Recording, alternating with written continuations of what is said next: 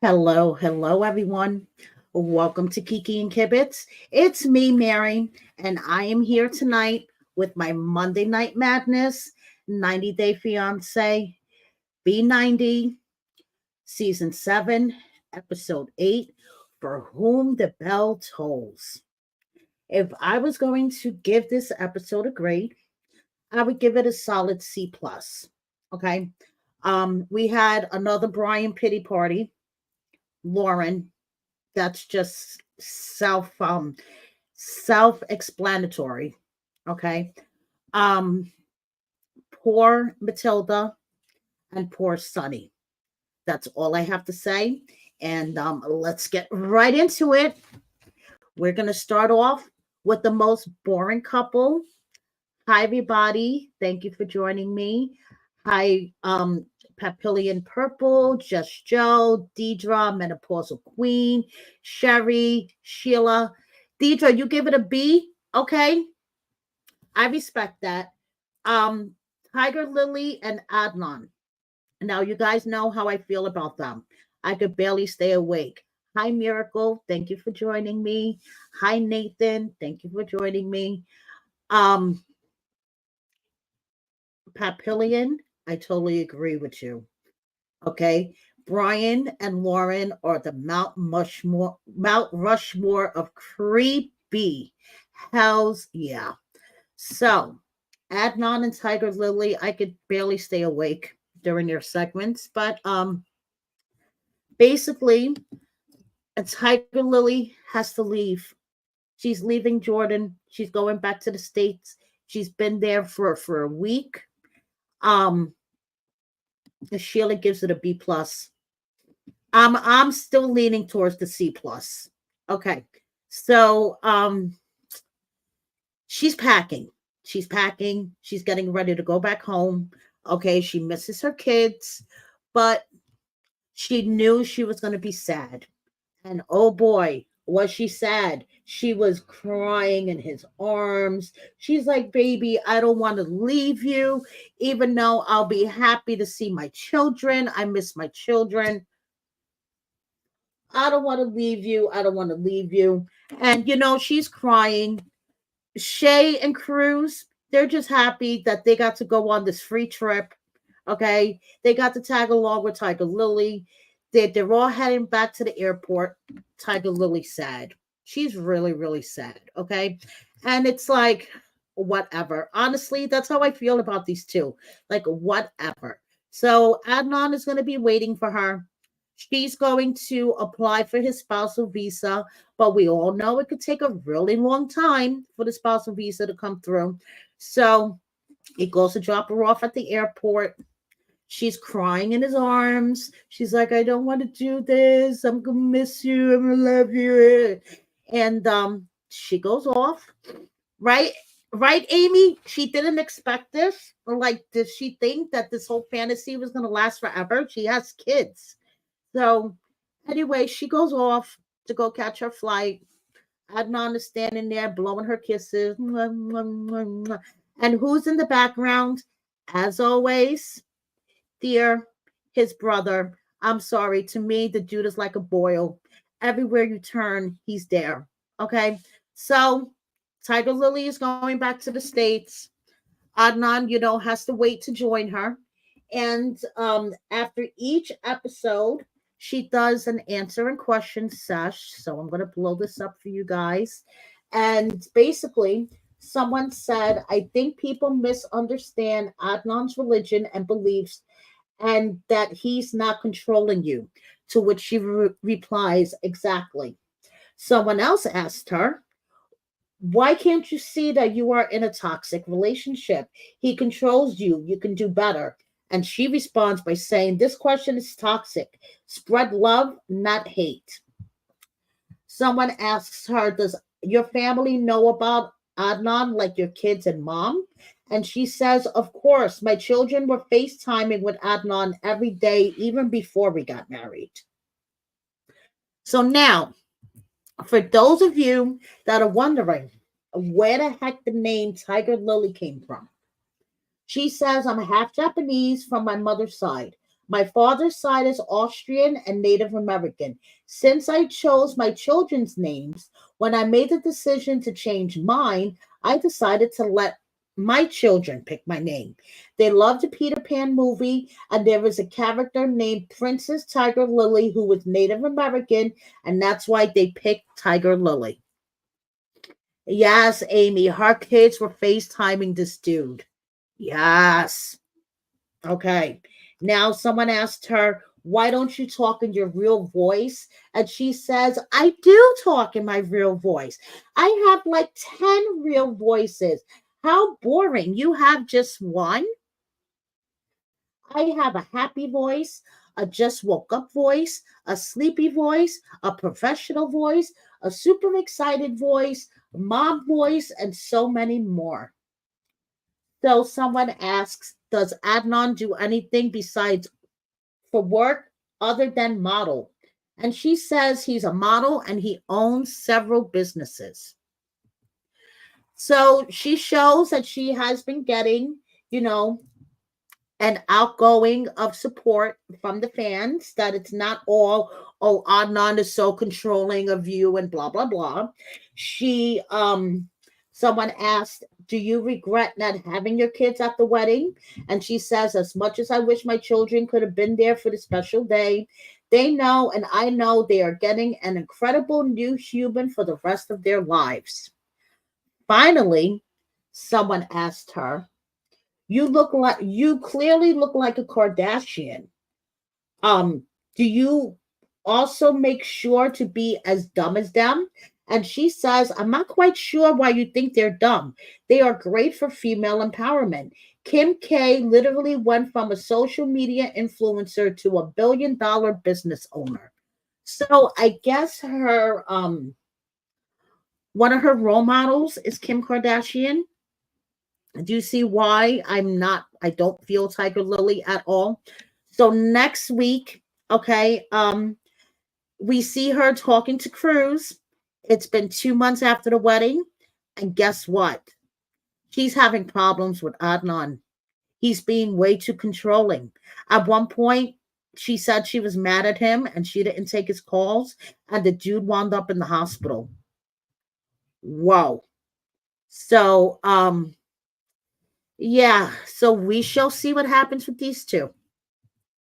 Moving on, we have Vanya, okay, who is booking it across the fucking airport because she's about to miss her connecting flight. Has Bojo called her or text her? We don't know. All we know is she is booking across the fucking airport, trying to make her connection flight, and she doesn't make it. Okay, so it's like, oh, fuck my life. Then we get to meet Bozo. Okay, and any dude that compares himself to a stray dog, I'm like, I don't know about this. I mean, I wouldn't be, thinking, comparing myself to a stray dog as a compliment. But hey, he's a professional a semi-pro basketball player. As we learn later, doesn't make any money. Okay. So one thing he has is really good trash talk. He may not be tall, he may not be powerful on the court, but his trash talk is really fucking good. Now, he had a prior relationship. Okay. He was in love before, but unfortunately, he put the sport first instead of his girl. He never took her on any trips, never took her to any special occasions. Everything was all basketball all the time, and he fucked up his relationship. So he's talking about his relationship with Vanya and how, they just flow together and they have these perfect conversations. Even when he froze their relationship for a little bit and they started talking again, everything was great. So the producer asks him, why did you freeze your relationship? And he's like, because I was trying to get back with my ex-girlfriend and, things didn't work out. And I guess it's just meant to be because I met Vanya and I want to be with her. Now, remember last episode when Vanya met up with her friend and they were talking about the fact that Bojo just suddenly dumped her in the beginning of their relationship for some unknown woman? I wonder what Vanya's reaction is going to be when he finds out that it was his long term ex and they were trying to get back together. Is she going to feel like a second choice? I don't know. We shall see. So, Bojo lives with his mother and aunt, who are very, very religious people. His mother prays every day that he finds a good woman, a good job, and a good apartment. Okay. His aunt went to church to pray that he finds a good woman. So Bojo says he would love to tell his mother about Vanya, but it'll be a whole lot of pressure because his mother will be on the phone immediately calling like her 25 closest friends to tell them, guess what? My son is dating. My son is dating a beautiful American woman. He's going to get married. He's going to give me grandchildren. So Bojo's like, that's a lot of pressure. So that's why I didn't want to tell my mom about Vanya yet. So they go to the market and he tells her that he met this woman and his mother is all about, my son could be a really good husband, a really good father. I think he needs a little bit of psychology and a good woman to kind of like guide him along. Okay. So she's like, she wants to come here and meet you and see you. She's like, thank God. Thank God. My prayers have finally been answered. Okay. And he could be a good husband, a good father. He just needs a little help. And Vanya, I'm going to pray to every God that you are able to guide my son. Okay. So, one major thing, though, there is one major thing.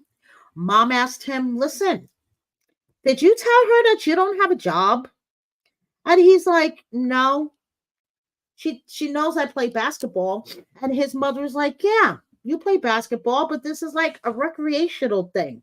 You don't make any money. And this is like a basic thing in a relationship that you need to talk about. And listen to mom.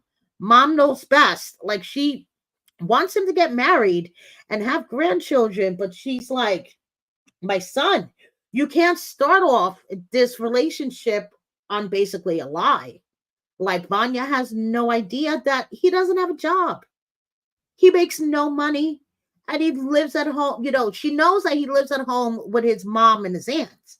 But that's the real reason. He ain't got no fucking money. He's unemployed.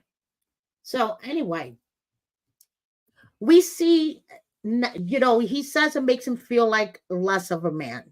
And that's why he hasn't told Vanya yet, because she has 4 jobs, guys. She's really, focused, career orientated, and this dude doesn't have 2 pennies to rub together. So, moving on next week, Vanya is like, he still hasn't called me. He still hasn't texted me. Is he going to be at the airport when I show up? I want to know what his reason is going to be, not calling or texting her. Okay, knowing that she's en route to come see him. So I want to know what his fucking reason's going to be. So now, Vanya posted this to her story today. She calls Bozo's mother the sweetest mother-in-law. So is that a hint? Who knows? We shall see. So now, because we have to, let's move on to Loren and Faith. Okay? Now, I just want to say, I want to punch this guy in the face every time he smirks when he talks about having gonorrhea.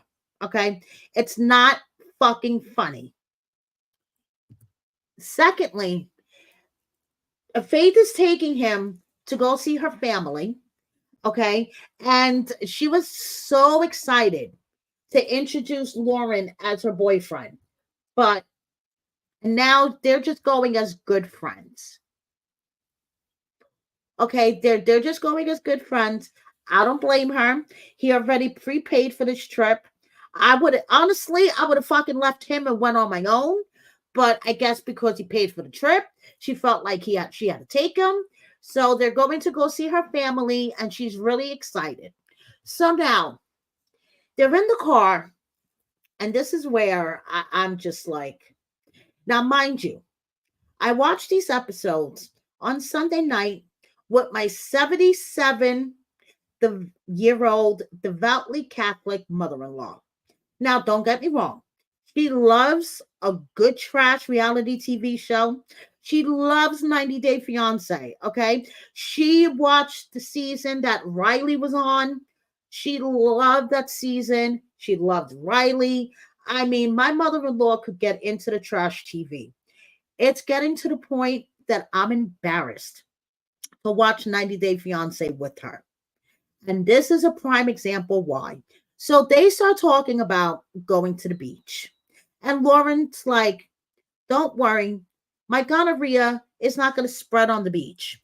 Then he goes, to give us even more TMI, to let us know that his penis isn't leaking anymore and there is no more sludge coming out of it.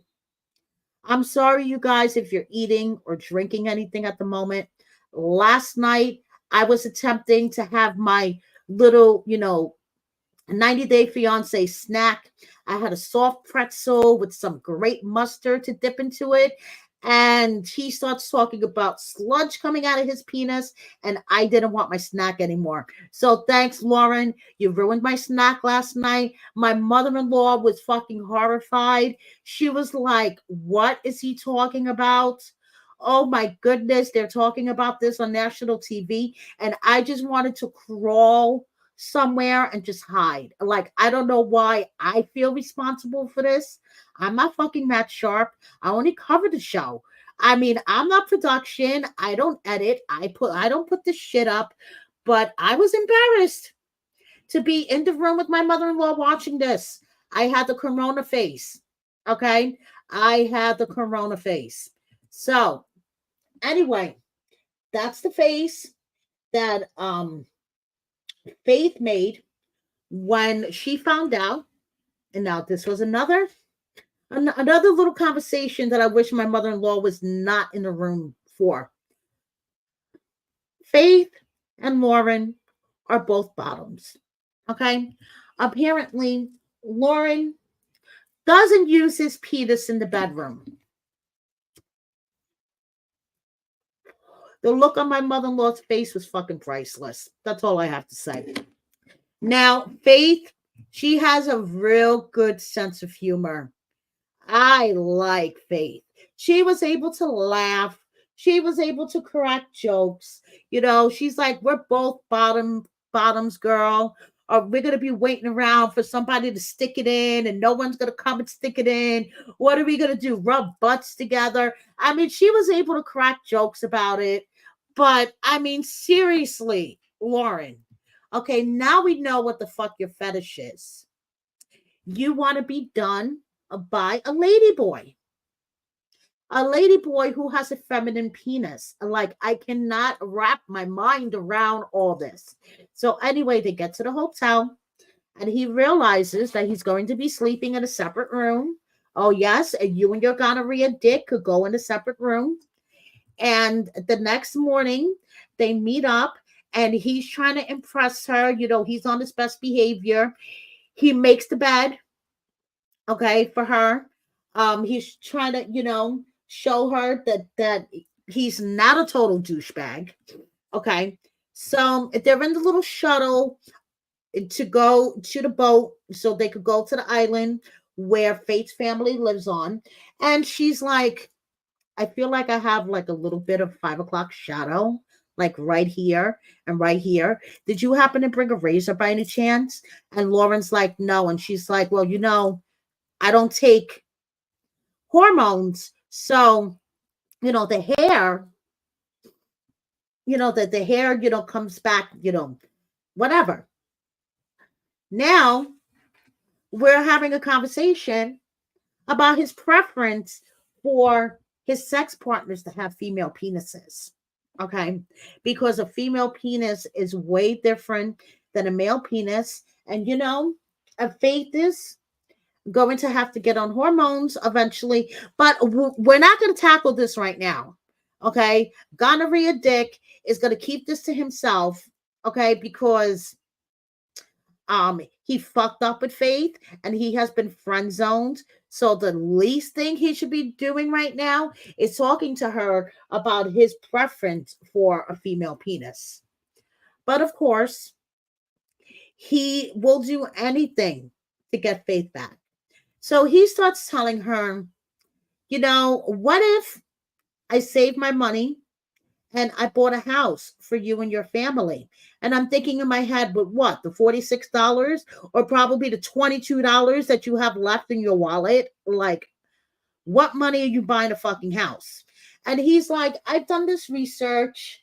1,000 pesos is about $2,000. I would love to save up money and to help you and your family buy a house, and we all live happily ever after. Faith is just like looking at him like, okay. So now they get on the boat and they're gonna go off to the island. And Faith, had her Titanic moment. She didn't want to go up to the front because she was scared, but she did it, in her seat. She had her Titanic moment. And of course, Loren takes advantage of this nice boat ride, this nice, environment to try to put his gonorrhea lips all over her. And she is like, listen, do I have to remind you? Behave. Like, please, like, keep your gonorrhea lips off of me. So she's like, I know that he could be just telling me things that I want to hear. I mean, how is he going to buy me a house? He's broken homeless in the US. Like, really? And a relationship is no good with lies. So she's like, I don't know. I have a feeling he's just telling me things that I want to hear. But this island, though, guys, this island that they were traveling to, isn't it fucking gorgeous? And my heart breaks for Faith because she doesn't deserve a fucking douchebag like Loren. And calling him a douchebag is actually a compliment. Okay. Yes, Amy, I agree. He is proposing a pipe dream. Okay, so he could move out to the Philippines and not pay child support because, like Menopausal Queen says, he probably owes that much in past child support. So this guy, he's a fucking douche, and that's a compliment. Faith deserves much, much better. Okay, so next week we see him asking Faith whether she's going to tell her family about what he did because he doesn't want this to be like a whole thing. So speaking of child support and Loren's divorce, Loren dragged out his divorce. His divorce started in December of 2013, and basically it wasn't finalized until 2019. As you can see on the second slide on the right, his ex-wife got a temporary restraining order against him. I could imagine. And then finally in 2019, after motion after motion and delaying it, they finally got to the nitty-gritty to figure out child support and all that other good stuff. And from what I understand, Loren still owes child support. That basically all of his income, his monies are garnished allegedly and sent to his ex-wife. He was actually complaining one time on a live that I watched that all of his TLC money was going to her. Well, that's what you get when you don't fucking pay child support, dude. Just saying. So Loren posted these pictures today. I have no idea who this woman is, but he says this is in real time. So there you go. Moving on, because I'm tired of talking about Loren. because he truly just makes my stomach like, ugh. Okay, Niles and Matilda. I agree. His poor children. Yes. Okay, Niles and Matilda. Now, this episode, I was just like sitting on the edge of my seat. Was I the only one, like at the edge of my seat, waiting for Niles to drop the bad news on Matilda and for her to freak the fuck out? So we start off. He is taking her to um a national a, a national park, I guess you could say, for lack of a better word, where they have a monument to the Ghanaian first president. Okay, the first president fought for Ghana's freedom from Great Britain in 1953. This is where he's buried. He was a great president. Um, Matilda is totally into it that Niles is going out of his way to learn about her culture. She thinks this is so sweet, so great. But wait until she finds out that she's not getting married during this trip. But we're going to get into that in a second. So,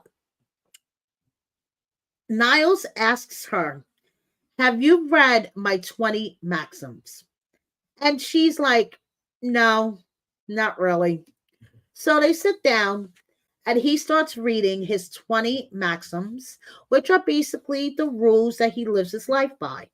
Okay. And the number one rule, and I have a feeling this was directed directly at Matilda, never do something in anger. So he's going through reading all of these maxims, rules for his life, which honestly, Matilda's fucking lost. She has no idea what the fuck he's talking about. Okay. She's like, okay. She looks like she's gonna fall asleep. She has her head on his shoulder. She's like, okay. And at one point, I really thought he was gonna tell her during this scene. He was like, looking really uncomfortable and really nervous. But he got down on one knee and gave her the engagement ring. And she was so fucking happy. She was surprised. She wasn't expecting it at all. Okay. And Niles, on the other hand, looks like he's about to shit his pants because he knows that he has to break the news to her before the night is over. So they go to a club. Can I just say, what a difference Niles is opposed to Stadler. Okay. Niles is so willing to step out of his comfort zone and to do things that he wouldn't usually do for his love. Okay. And he's also able to communicate to his love his limit, his boundaries with things like the nightclub. He needs earbuds. Okay. Because they serve as a buffer to all the noise and stuff. And then, all the noise is so overstimulation and it starts like going into his head. So the earbuds serve as a buffer. When they went dress shopping, when he got ripped off of that skirt, the first dress that she pulled out was like in bright colors and patterns. And he's like, I can't handle that. Let's not, go with bright colors. He's able to express what his limits are. Okay. And not like, I hate to say, unlike Stadler, turn around, flip out, make it a pity party, make it all about himself. I mean, I understand Stadler has autism, ADHD, and whatever else she is diagnosed with. Don't get me wrong. I see the comments. Many of you guys think I'm mean towards Stadler, but this is just my opinion. I believe Stadler is an internal Debbie Downer. Okay. And no matter what situation she's in, she was always find something wrong and basically turn it into a Debbie Downer situation. Okay. So, Niles, is sitting in the club with her, and he orders two drinks. Okay. I think he would have ordered both of the drinks for himself at this point. And Amy, that is actually a great point. I love how that skirt that he was ripped off for was supposed to be for the knock door ceremony, but she said, "Fuck it, I'm gonna wear it the next day." She is going to get her $80 worth out of that skirt. So he orders the drinks, okay, and then you know, Matilda's talking about this has been such a great day. I mean, we don't have this type of proposals in Ghana. Ghana. This was so romantic. I'm so happy. And in 2 weeks, I'm officially going to be his wife. No, you're not. Because he finally says that he needs to talk to her about the wedding and tells her that he doesn't think he's going to be able to do it on this trip. He wants to give her the best version of himself, and this trip is just not enough time. At this point, I was holding my breath. I was literally holding my breath. Okay. And she just looked at him like she wanted to like snatch him and like start shaking him. And she's like, "But what do you mean? Like, what are you talking about? My family thinks I'm getting married. They're like planning for a wedding. Why did you tell me that we were going to get married on this trip? This is disgracing to me. Everyone is going to laugh at me." She's like, "How could you do this to me? I need to calm down first. I feel like crying right now." She was going through all the emotions, and I get it. The cultural difference. Okay. She told her parents that her mother that she was getting married, and they, started preparing for a wedding because that's what they do in Ghana. So she is like, "Oh my God, I'm going to have to tell my mother. This is going to be embarrassing and disgracing." And she storms out of the place. She's like, "I have to go home. I have to go home. I can't deal." So Niles is just sitting there looking like he pooped his pants. And I'm just like, fuck. Niles, you should have told her before you gave her the ring. Not for nothing, because then the ring would have been like a buffer, you know? And he, did tell her when she's like, "What am I supposed to tell my family?" Show them the ring. The ring is a symbol of my commitment to marrying you. And she is just like she can't believe it. Honestly, she handled it a lot better than I thought she would, because Matilda seems like the type of person, she doesn't give a fuck if she's in public or not. If you're going to drop some kind of news like this that's going to affect her in her life, I'm surprised she didn't flip the fuck out and start screaming. Okay, but she just got up and walked away. So next week, and I hate this. I hate this. We see them arguing. He calls him a liar. She's like, "You never told me that we weren't going to get married. You never told." And I'm just like, oh, I just feel so bad. But Niles, you could have handled this a lot better. Just saying, dude, you could have handled this a lot better. And I don't blame Matilda for feeling all the feels and being the fuck off and being so fucking mad right now. So Matilda has been posting to the gram, showing off her culture and showing the local markets that are run by women. And I like Matilda and Niles, and I hope that they're able to get this shit together. So now moving on to the pity party, we have Ingrid and Brian. Now Ingrid is talking about the night before where Brian didn't have a condom. He had lingerie, he had lotion, okay, but he didn't have a condom. And she was like, "No, I we're not doing this. You don't have a condom." Then he offers to go downtown.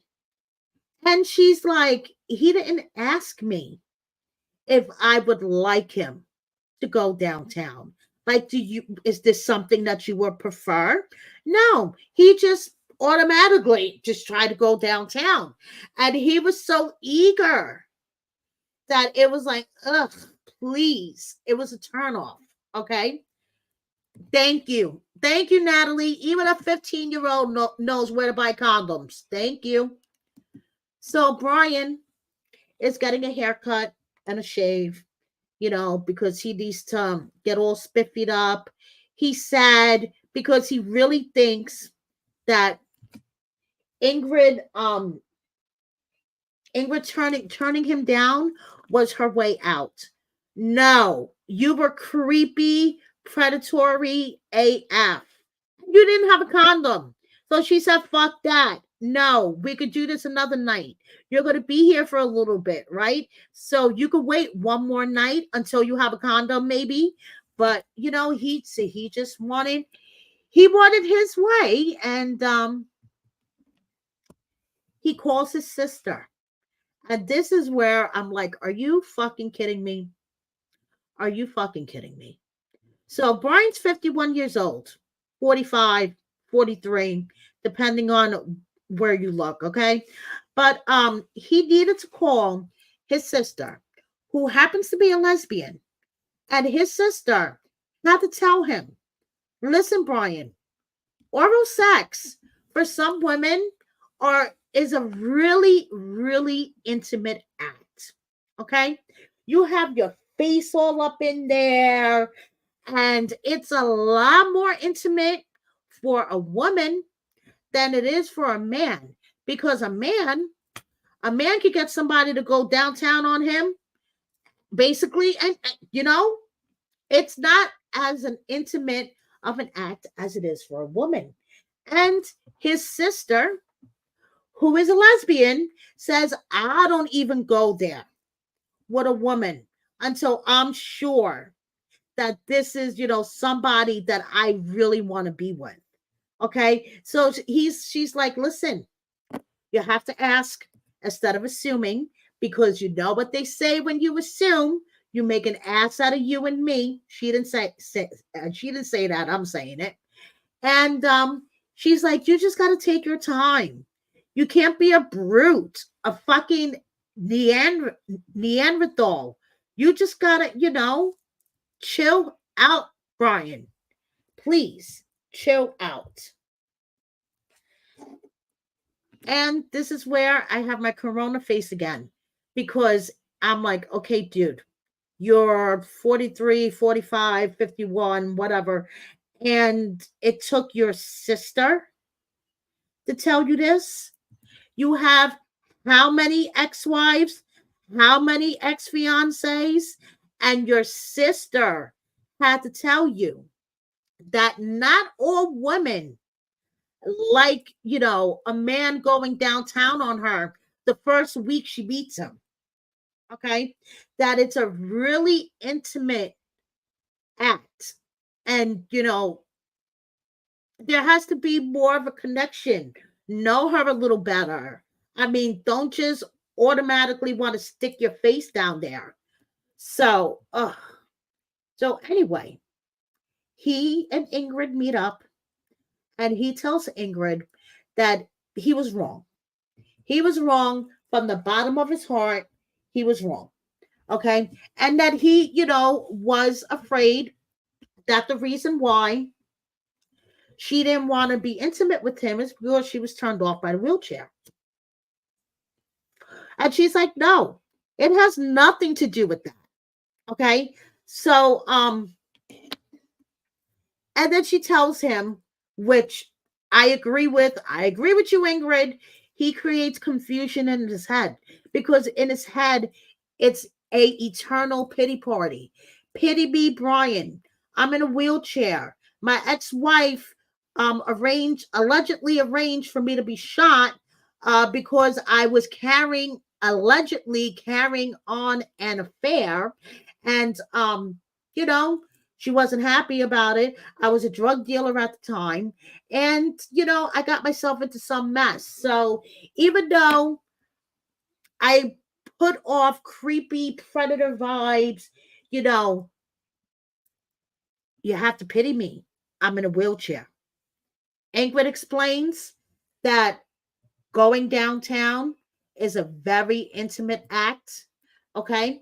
And, you know, they were talking for 2 years. He's done nothing but respected her in those 2 years on the phone and video calls. And then in person, he turns into this horny monster. Like, ah. So, he apologizes from the bottom of his heart. Ingrid forgives him, and they're gonna go off to another city. Okay. Um, gross as fuck. Gross as fuck. Predatory. I am so sick of him. And oh pity me. I'm in a wheelchair. Fuck off. That's all I have to say. So as we see next week, now remember, Ingrid already talked about this with him. And I bet you he pushed his way into it, just like he pushed his way into meeting her son. He meets Ingrid's mom. Ingrid's dad didn't show up, and he asks her, "Oh, is your husband working? Are you the more difficult one? Is he the difficult one?" So the producer asks Ingrid's mom, "What did you think of him?" And she's like, "Ugh." So, yeah, we'll see that next week. And mark my words, I bet you he pushed himself into having Ingrid meet his mom, her mom, okay? Just like he did with her kid. Remember how he just showed up with flowers and a present for her son after he fucked up? Yeah, I bet you it's a similar type situation. So now, moving on, we have Veah and uh and Sunny. So they wake up together, and it's like a surreal type of experience after, talking to each other on the internet for so long, being in each other's arms. And she has chicken legs. Okay. Apparently, she must have a 5 o'clock shadow on her legs, because Sunny says feeling her legs reminds him of a chicken and how their legs are prickly. So I guess she has a 5 o'clock shadow on her legs. He goes out to go get them some chai tea. And what does she do? She calls Rory. She fucking FaceTimes Rory. I was hoping that Sunny would walk in the room and bust her. So, she calls him, she lets him know everything's okay. She had a great night with Sunny and whatever.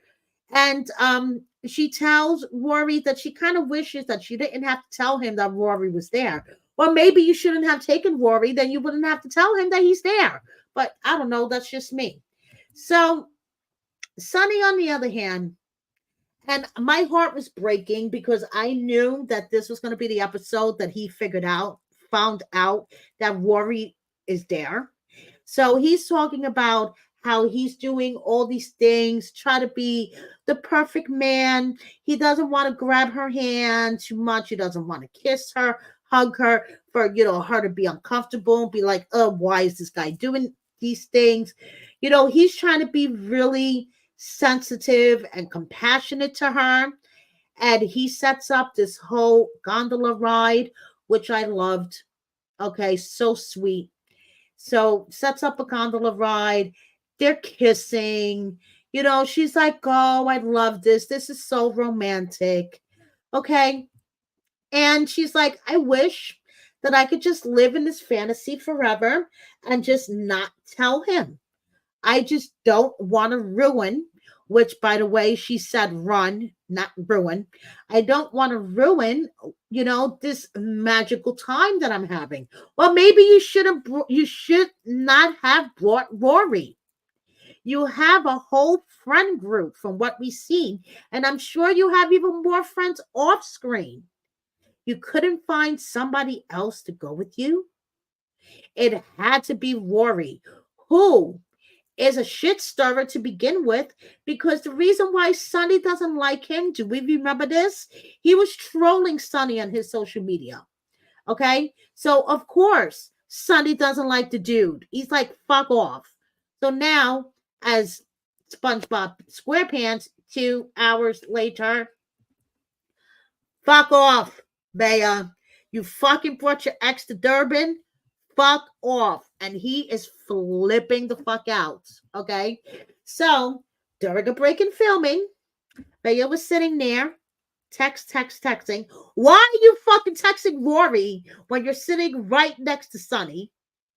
Asking for myself. So she's sitting there, texting. And he's like, who are you texting? And he snatches the phone out of her hand and finds a picture of Rory and Veah traveling to South Africa on the same plane. And she was like, I was planning on telling you tonight. And he's like, tonight? When? When I was asleep? Like, what the fuck? The night's almost over. So she, holy filter. That's all I have to say. Because this picture does not look like her in real life. Okay. So he saw this picture. He flipped the fuck out. He's like, come on. I'm going to take you back to the hotel.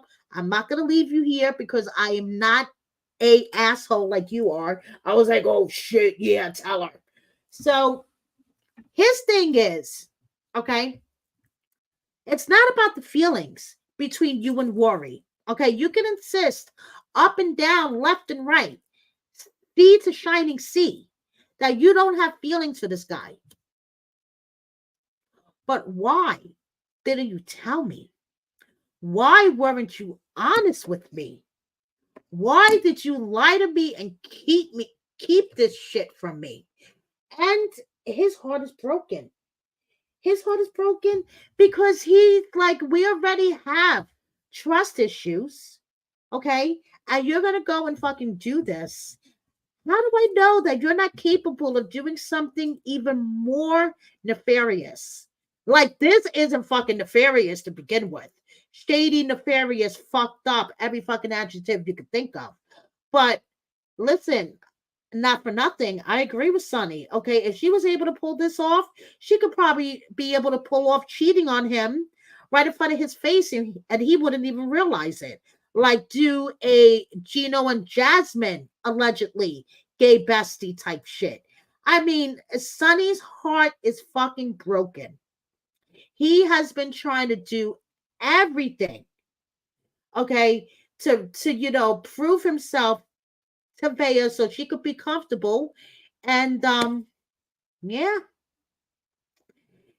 he got his heart broken because the ex is there and he didn't know. Now Veah couldn't even say sorry, first of all. Didn't fucking apologize. She was like, oh, this is bullshit. Yeah, really? No, this is bullshit of what you're doing to Sunny. Okay. Then she basically sat there and pouted and cried like a child. Girl, you got yourself into the situation. That's all I got to say. I get it that Sunny isn't understanding how safe it is for her to bring somebody. But my point, and I think this is Sunny's point as well, he lied. She didn't tell him. Okay. If she would have been honest up front, then this would have, never happened. First of all, he would have probably done a shit fit back then. But hey, who knows? It could have all worked out or not. But the point is that Veah chose to lie. Okay. And he is like, are you fucking kidding me? So Veah did her own question and answer sesh on the gram. She said that she did try the bunny chow curry, and yes, it's good. At the time, she didn't know what I was in for, but after it was explained to me, I felt comfortable trying.